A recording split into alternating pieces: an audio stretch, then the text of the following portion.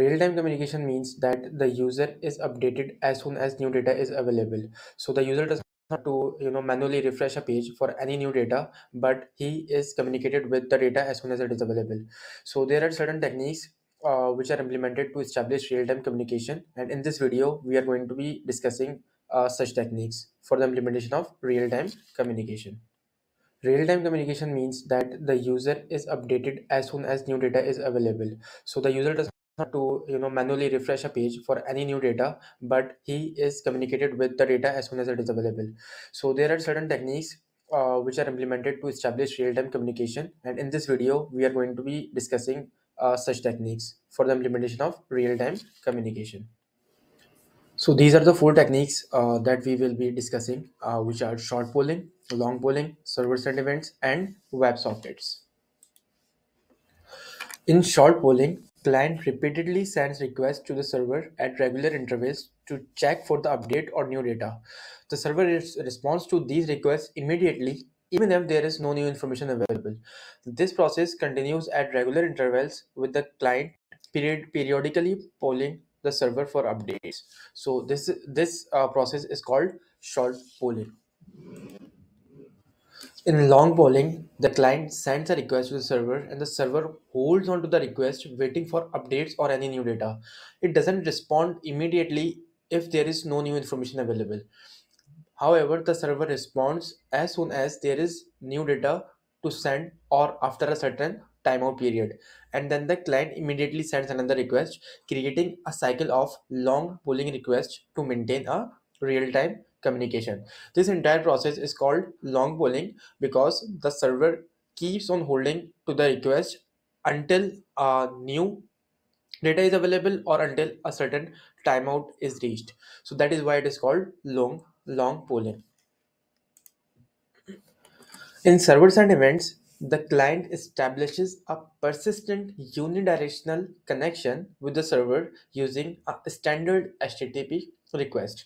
The server sends events or alerts to the client as they occur. The connection remains open and the server can keep sending events to the client without the need for the client to initiate additional requests. This allows for real-time communication from the server to the client with one unidirectional persistent connection. That is why it is called server-side events, because events are being sent from the server on that particular unidirectional connection. WebSocket is a communication protocol that enables full duplex bidirectional communication over a single long-lived TCP connection. It is designed to provide real-time, low-latency data exchange between clients, typically, web browsers and the servers. Clients, which are usually browsers, first sends HTTP request asking for an upgrade from the server, which server then responds with 101 switching protocol. After the handshake succeeds, bidirectional communication can from either client to the server or server to the client. So unlike previously, here what happens, the client can send the updates to the server as well as server can send the update to the client. So it is completely full duplex as well as bidirectional communication for this protocol of WebSockets. In conclusion, we have explored four distinct methods of achieving real-time communication between clients and servers, each with its own characteristics and use cases. Let's summarize each of them. Short polling. In short polling, the client repeatedly sends requests to the server at regular intervals to check for the updates or new data. The server responds immediately even if there is no new information available. While simple to implement, short polling can result in unnecessary network traffic. After that, long polling. Long polling involves the client sending a request to the server and the server holds on to the request waiting for updates. It responds as soon as new data is available or after a certain timeout.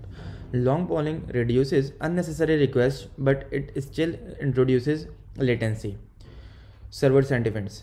SSE establishes a persistent unidirectional connection from the client to the server using standard HTTP. The server sends events or updates to the client as they occur. Server-side events is efficient for server to client communication without the need for frequent polling. At last, we have WebSockets.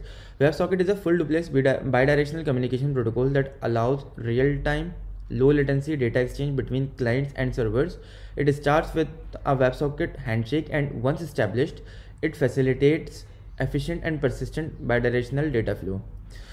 So the choice of which method to use depends on the specific requirements of the application. Short polling and long polling are suitable for scenarios with less stringent real-time demands, while server-side events and WebSockets provide more efficient solutions for applications that require immediate data updates and low latency. Ultimately, the selection of real-time communication methods should be based on the specific needs of your application, balancing factors such as data freshness, network efficiency, and the complexity of the implementation. Thank you.